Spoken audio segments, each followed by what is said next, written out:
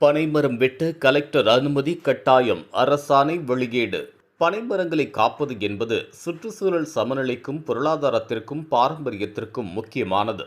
பனைமரங்கள் வறட்சியை தாங்கி வலுவாக நிற்பதுடன் பனை வெள்ளம், பாய் உள்ளிட்ட பல பொருட்களை தந்து விவசாயிகளுக்கு வாழ்வாதாரம் அளித்து வருகின்றது.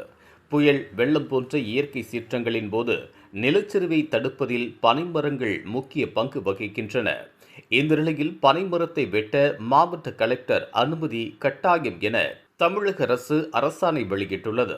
இது தொடர்பாக தமிழக அரசு வெளியிட்டுள்ள அரசாணையில் பனைமரத்தை வெட்டி விற்கவும் செங்கல் சூளைக்கு பயன்படுத்துவதை தடுக்கும் விதமாக நடவடிக்கை எடுக்கப்பட்டுள்ளது. பனைமரம் வெட்ட கலெக்டர் அனுமதி கட்டாயம். தவிர்க்க இயலாத சூழலில் பனைமரங்களை வெட்ட நேரிட்டால் கலெக்டர் அனுமதி பெறுவது கட்டாயம் என்றும், பனைமரங்களை வெட்ட உழவர் செயலியில் விண்ணப்பிக்க வேண்டும் என்றும், வெட்டப்பட்ட பனைமரங்களை வேறு இடங்களுக்கு எடுத்துச் செல்லும் போதும் அனுமதி கடிதம் கட்டாயம் என்றும் கூறப்பட்டுள்ளது. நீர்நிலைகளின் காவலன் என்று அழைக்கப்படும் பனைமரங்களை பாதுகாக்கும் நோக்கில் இந்த நடவடிக்கை எடுக்கப்பட்டுள்ளதாக அதில் தெரிவிக்கப்பட்டுள்ளது.